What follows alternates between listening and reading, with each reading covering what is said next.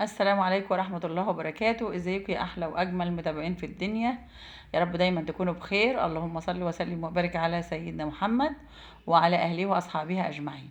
النهارده هنعمل اكلة بسيطة وسهلة ومغذية، واللي ما بيحبش الكوسة بقى ياكلها كده طبيخ، يعني ما بيحبش ياكلها يعني في الصلصة كده، هنعملها له النهارده هياكلها وياكل صوب وراها. زي ما قلت لكم كده سهلة وبسيطة وجميلة جدا. يعني زي ما انتم شايفين كده المقادير.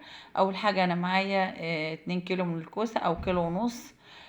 معايا بقى ربع كيلو من اللحمة، ومعايا بصلتين كده مفرومين صغير، يعني بصلتين متوسطين، ومعايا بقى ملح وكمون وفلفل وكزبرة ناشفة. طبعا انا بقول لكم الكوسة، هي كوسة انا كنت جايباها يعني بقى لها كام يوم، كانت موجودة عندي في التلاجة فبدأت تصفر كده، فقلت خلاص نعملها النهاردة يعني.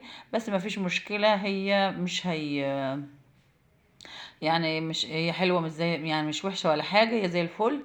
ودلوقتي معايا زي ما قلت لكم كده بقى بصلتين متوسطين مفرومين، ومعايا قرنين من الفلفل برضو مفرومين، ومعايا التوابل بتاعتي ملح وفلفل وكمون وبصل وتوم بودر وكزبرة ناشفة. ودلوقتي بقى انا خدت الكوسة، قسمت الواحدة طبعا بعد ما غسلتها كويس ونضفتها، قسمت الواحدة نصين، وبعدها قورتها وما خليتش التقوير بتاعها يكون رقيق، خليتها تبقى فيها نسبة كده ايه من يعني تبقى الجلد بتاعها تخين شوية، علشان طبعا احنا عايزين كده ناكل كوسة، مش يعني انتوا عارفين ان الكوسة لها فايدة كبيرة جدا في يعني حلوة للقلب، والكوسة مغذية وفايدتها جميلة، فاحنا مش عايزين نخسرها ونرميها في الاخر.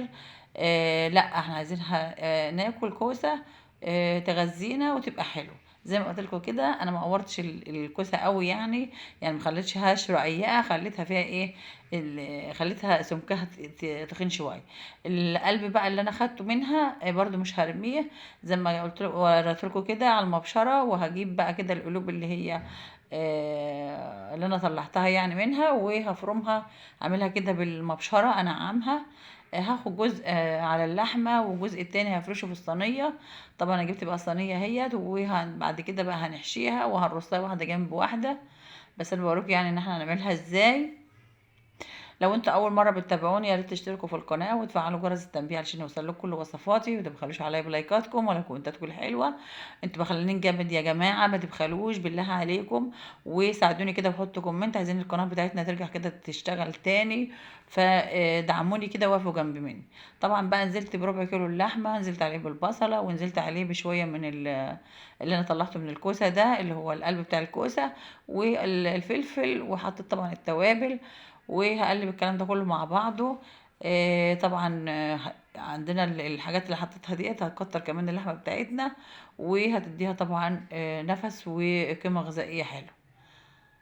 اهو بالشكل ده كده. طبعا انا قورتها اهوت ورصيتها في البتاع زي ما قلت لكم بقى. انا هاخد نص التقوير اللي انا خدته وهحط في المحشره، والنص التاني حطيته على اللحمه، ودي بقى معلقه توم بتدي الصينية بتاعتنا في حتة تانية خالص، بتديها نفس كده وطعم جميل جدا جدا. ده توم يا جماعة انا فرزاه في الفريزر عشان ما تستغربوش يعني ان هو مصفر كده. انا كنت بقى ده خلاص اخر حاجة في البرطمان يعني، كنت مش يعني عاملاه من اول ما التوم طلع، كنت جايبه كده حوالي 2 كيلو. يمكن انا عملت معاكم فيديو قبل كده، بس طبعا من كتر ما انا بطلعه واستخدمه فاللون بتاعه اتغير واصفر كده.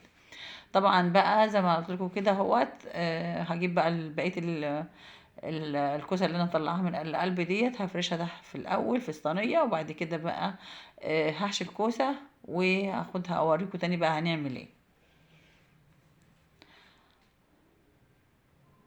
اه ده بقيه القلب اهوت، هفرشه بقى تحت من الكوسه كده، علشان كمان بقى عايزه اقول لكم بقى البتاع اللي انا فرشته تحت ده، القلب اللي طالع من الكوسه ده كمان هتعمليه بقى مع الصوص اللي نازل مع اللحمه، مع التوابل، مع الصلصه اللي هنحطها، هيخلي الطعم تحفه.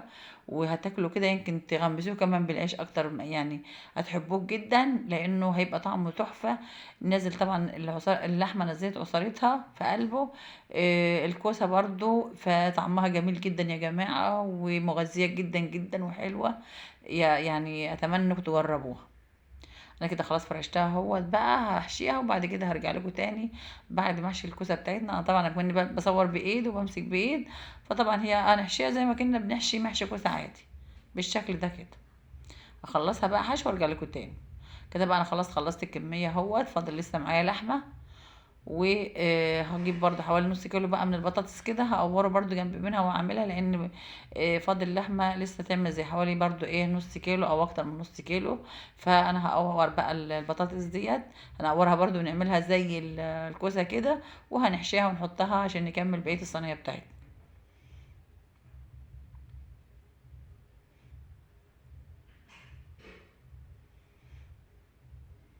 كده بقى انا خلاص خلصت البطاطس، وكمان احتاجت كمان بدنجانتين كبار، قورتهم برضو، وحشيت بقى بقيه اللحمه، لان كانت اللحمه بقول لكم لسه يعني كان فايض لحمه كتير. فقورت بقى البدنجانتين الكبار دول، وعملت برضو حوالي نص كيلو بطاطس. وكده الصينيه بتاعتنا خلاص بقى خلصتها. معايا بقى صلصه او طماطم مضروبه يعني، هحط عليها بقى شويه من الزيت، وطبعا التوابل محطوطه بقى، التوابل والحاجات ديت محطوطه. فانا يا دوبك احط بس معلقه ملح، علشان طبعا الصلصه بتاعتنا، وعشان الصينيه بتاعتنا تكون ملحها مظبوط.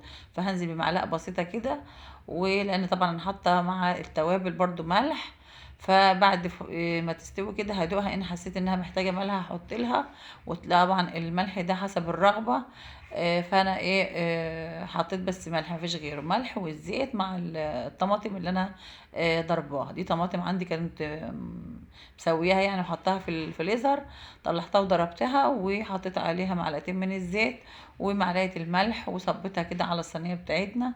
وهاخدها بقى على عين البوتاجاز. اول ما تغلي بقى وتستوي خالص يعني، هسويها كلها على عين البوتاجاز. وبعد ما تستوي كده وتبقى حلوه، هاخدها بقى في الفرن، ده بقى الوش التحمير بتاعنا. وتبقى تعتبر كده الصينيه بتاعتنا بقت جاهزه. اتمنى انكم ما تبخلوش عليا باللايك، حطوا لي لايك، واللي بيشوفني لاول مره يشترك في القناه، وكومنت منكم حلو كده. وطبعا برحب بكل متابعيني الجداد، بقول لهم اهلا وسهلا بيكم، منوريني، ووجودكم على راسي من فوق. وربنا يخليكم ليا وما نحرمش منكم يا رب. وبشكر كل واحد كتب لي كلمة وشجعني فيها وكتب لي كومنت. وانا اسفة على لو انا ما ردتش على اي حد على طول يا جماعة، بتبقى غصب عني، فحدش يزعل مني. وانا اسفة ليكم جدا لو انا ما ردتش عليكم يعني. انتوا على راسي من فوق، وانتوا حبايبي، ويعني انا بحبكم وبعتبركم يعني عيلتي التانية، فربنا يخليكم ليا. دلوقتي بقى انا دخلتها الفرن، خدت الوش بتاعنا الجميل الحلو ده. وعملت جنب منها كمان رز ابيض.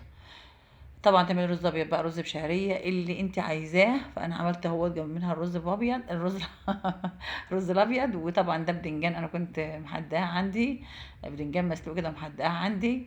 وعملنا سلطه خضراء، وده كان غدانا النهارده، غدا سهل وبسيط وسريع. وعايزه اقول لكم صينيه جميله ومغذيه، واللي ما بيحبش الكوسه في الصلصه هياكلها بالطريقه ديت وهتعجبه جدا. اتمنى لو عجبكم الفيديو ما تنسونيش بقى باللايك والشير وسبسكرايب. اشوفكم في فيديو جديد ووصفه جديده، والسلام عليكم ورحمه الله وبركاته.